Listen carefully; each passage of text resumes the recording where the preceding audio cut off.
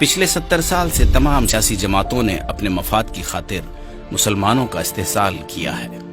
खुसूसन रियासत महाराष्ट्र में कांग्रेस, एनसीपी और समाजवादी पार्टी इसकी सबसे ज्यादा जिम्मेदार है। महाराष्ट्र में सत्ता की मलाई खाने के लिए बेताब कांग्रेस, एनसीपी और समाजवादी पार्टी ने अपने पार्टी के मुस्लिम पिट्ठुओं का और नाम नेहाद सेक्युलर नेताओं के बीजेपी के दौरे इख्तिदार में मुसलमानों को लुभाने के लिए खूब इस्तेमाल किया और मुस्लिम पिट्ठुओं ने और नाम नेहाद सेक्युलर नेताओं ने भी अपने आका को खुश करने के लिए मुसलमानों के जज्बात के साथ खेला और मुसलमानों को लुभाने के लिए कोई कसर नहीं छोड़ा। रिजर्वेशन दिलाने के बहाने खूब आवाज उठाई और महाराष्ट्र के मुसलमानों को खूब सुनहरे ख्वाब दिखाए। ये देखिए साबिक वजीर आरिफ नसीम खान और अबू आसिम आजमी समेत कांग्रेस लीडरान क्या कहते हैं। मराठा और मुसलमानों को आरक्षण मिलना चाहिए। अगर ये सरकार हमको ये आरक्षण नहीं देती है, जो सोशली इकोनॉमिकली बैकवर्ड मुस्लिम है, हम आने वाले अधिवेशन के अंदर इस हाउस को चलने नहीं देंगे और हमारी मांग सभी मिल करके, फिर वो कांग्रेस, राष्ट्रवादी, समाजवादी और हमारे जितने लीडर हैं वो इसकी मांग करेंगे और ये मराठा के साथ में जो सोशली इकोनॉमिकली बैकवर्ड मुसलमान है उनको आरक्षण मिलना चाहिए। 2014 में कांग्रेस एनसीपी की सरकार ने मुस्लिम समाज को पिछड़ेपन की बुनियाद पर 5% आरक्षण देने का निर्णय लिया था। उसको लागू भी कर दिया गया था, चालू भी हो गया था, लेकिन सरकार ने अध्यादेश को जानबूझकर लैप्स होने दिया और उस दिया हुआ आरक्षण को रोक रखा है। हमारी ये मांग है कि मराठा आरक्षण के साथ साथ मुस्लिम आरक्षण को भी ताबड़तोड़ सरकार ने लागू करना चाहिए। वो लोग जो रिकमेंड कर रहे हैं कि 10% रिजर्वेशन मिलना चाहिए, पिछली सरकार ने 5% दिया, हाई कोर्ट ने उस पर मोहर लगा दिया। तो हाई कोर्ट ने जब मोहर लगाया तो किस बेस पे लगाया? ये कोई धर्म के आधार पर नहीं, बल्कि पिछड़ेपन के आधार पर समाज के वो लोग जिनके पास जो पिछड़ेपन के लोग हैं, जिनको हक नहीं मिल रहा है, उस आधार पर ये मांगा गया है और बहुत सारे स्टेट में इसी आधार पर रिजर्वेशन मिला हुआ है।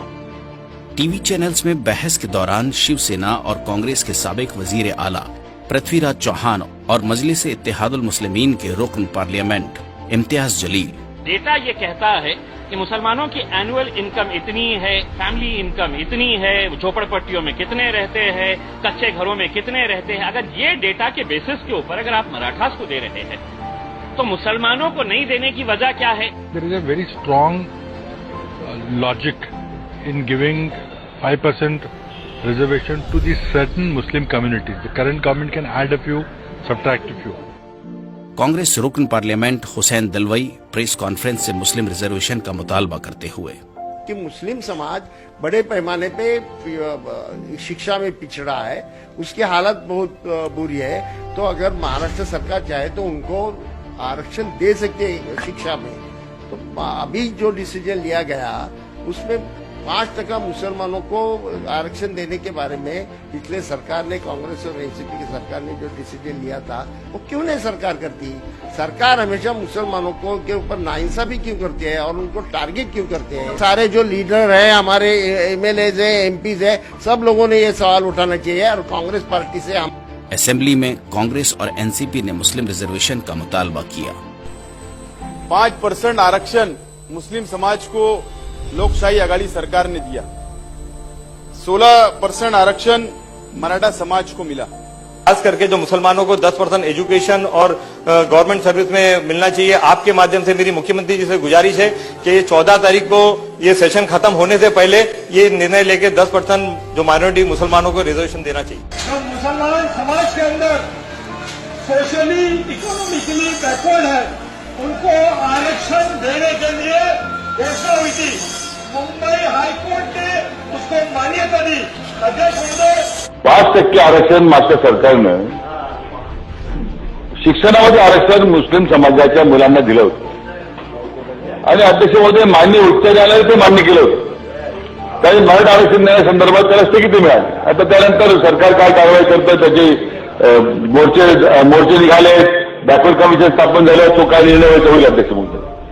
कांग्रेस के साबिक रियासती सदर माणिक राव ठाकरे रिजर्वेशन की हिमायत करते हुए टीवी चैनल पर, संदर्भामध्ये आमची भूमिका अत्यंत स्पष्ट आहे। जोपर्यंत हे आरक्षण मुस्लिम समाजांचं त्यांना मिळत नाही तोपर्यंत आम्ही जागोजागी निदर्शनं करू, आंदोलन करू आणि मुस्लिम समाजाला आरक्षण मिळालंच पाहिजे या दृष्टिकोनातून विधानसभेत, विधान परिषदेमध्ये, विधिमंडळामध्ये सुद्धा आम्ही तशा प्रकारचे प्रयत्न केले. साबिक वजीर आरिफ नसीम खान असेंबली में मराठा और मुस्लिम रिजर्वेशन का मुतालबा करते हुए की आम्ही मुस्लिम समाजातील कुठल्याही मागासलेल्या समाजाला आरक्षण द्यायला समर्थन करणार नाही आणि संपूर्ण देशामध्ये हा आम्ही आरक्षण देणार नाही.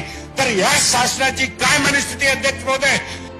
एनसीपी के वजीर मुंडे मुस्लिम रिजर्वेशन का मुतालबा करते हुए की या मुस्लिम आरक्षणाच्या बाबतीत जे शैक्षणिक आरक्षण धरलेलं आहे ते ग्राह्य कोर्टाने धरलेलं आहे आणि कोर्टाच्या आदेशामध्ये 78 क्रमांकाच्या पॅरेग्राफमध्ये स्पष्ट उल्लेख आहे की हे जे मुस्लिम समाजाला आरक्षण दिलेलं गेलेलं आहे ते अतिशय चांगली गोष्ट आहे. या आरक्षणामुळे मुस्लिम समाजातील तरुण तरुणी मुख्य प्रवाहात येतील. पण भाजपचं सरकार मुस्लिम आरक्षण देऊ शकत नाही आम्ही सुरुवातीपासून म्हणत होतो. रियासती वजीर नवाब मलिक ने भी प्रेस कॉन्फ्रेंस के जरिए रिजर्वेशन की बात की थी और जल्दी से जल्दी करने की बात की थी.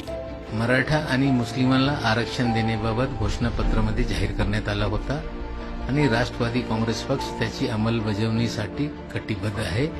आम्हाला आशा आहे की या राज्यामध्ये मराठा समाजाला, मुस्लिम समाजाला आरक्षण देण्याचे निर्णय लवकरच होईल. पण हा निर्णय घेत असताना या राज्यातले schedule caste, schedule tribe, OBC यांचे आरक्षणाला धक्का बसणार नाही आणि ही आरक्षणे राजकीय राहणार नाही. नुसता शिक्षणासाठी आणि नोकऱ्यासाठी ही आरक्षण देण्यात येईल. कारण हे दोन्ही समाज पण इतर समाजासारखा मागासलेला आहे आणि त्या धर्तीवर या दोघा समाजाला आरक्षण देण्याबाबतचा निर्णय आम्हाला लवकरच अपेक्षित आहे. रियासती वजीर जितेंद्र आव्हाड ने भी मराठा समाज के साथ साथ मुस्लिम रिजर्वेशन की बात की थी. अपने हक और अधिकार के लिए मराठाओं ने अपनी जो ताकत दिखाई है उसका अनुकरण करके मुसलमानों ने अपने हक और अधिकार के लिए 7 तारीख को 2 बजे मोर्चा में शामिल होना चाहिए. ये लड़ाई मेरी नहीं है, ये लड़ाई तुम्हारी नहीं है, हम सबकी है. जहां जहां शोषण होता है, जहां जहां समाज पिछड़ा हुआ होता है, उनको ताकत दिखा के सरकार से कुछ लेना पड़ता है. हमारा तो हक और अधिकार है. जो कोर्ट ने हमें 5% का रिजर्वेशन दिया था जो सरकार ने छीन लिया है. हमारे दस्तरखान को हाथ लगाने की हिम्मत ये सरकार ने दिखाई है. क्या हम अपनी ताकत उनको नहीं दिखाएंगे? अगर मराठा 20 लाख में एक हो सकता है, अगर ओबीसी 15 लाख में एक हो सकता है, तो क्या मुमरा में हम एक नहीं हो सकते? तो लेकिन आज जब महाराष्ट्र में वो साहिब मसनद हो चुके हैं तो वो मुसलमानों से किए गए अपने अतीत के वादे को भूल गए हैं. उन्हें याद दिलाना बेहद जरूरी है और मजलिस यही काम कर रही है. मुख्यमंत्री साहब अदालत जब फैसले देती है तो कहीं न कहीं ये सोचती है कि सर्कमस्टेंशियल एविडेंस बहुत स्ट्रांग है. मुसलमानों को जब अदालत ने 5% एजुकेशन के अंदर रिजर्वेशन की इजाजत दी थी तो कहीं न कहीं उन्होंने देखा था ये Ranganath Mishra commission, Mahmoodur Rahman commission, Sachar commission ये सरकारों द्वारा अपॉइंटेड किए गए थे. अध्यक्ष महोदय, उस दिन बड़ा खराब लगा जब ये बोल सकते हैं, अबू आसिम साहब बोल सकते हैं, मैं बोल सकता हूँ मुसलमानों के बारे में, लेकिन जब कांग्रेस के आरिफ नसीम खान साहब खड़े रहते हैं और ये गुहार लगाते हैं तो मैं उनसे पूछना चाहूंगा, 15 साल का सो रहे थे आप लोग जब आपके हाथ में सत्ता थी, आपके हाथ में सत्ता थी और मजबूरी थी आपकी. बोलिए आपने राष्ट्रवादी कांग्रेस से पूछना चाहते हैं क्या मजबूरी थी आपकी? ये आप हमें आज किस मुंह से आप मान रहे हैं? आप ये सिर्फ मुसलमानों से रिश्ता वसाल कर रखना चाहते हैं कि हम चुनाव के वक्त आएंगे, वोट मांगेंगे और वोट मांगने के बाद 5 साल खामोश बैठेंगे. आप मगरमच्छ के आंसू रो रहे हैं, आप मगरमच्छ के आंसू रो रहे हैं. यहाँ पर मुसलमानों के सिर्फ आपको वोट चाहिए. मुसलमानों के लिए आप मुसलमानों के लिए आप खड़े क्यों नहीं होते हैं? मजलिस की लड़ाई इन्हीं गद्दार और दोगलों के साथ है वादा शिकन ख्वाब दिखाना ही नहीं था. क्यों वादा किया था जब वादा निभाना ही नहीं था?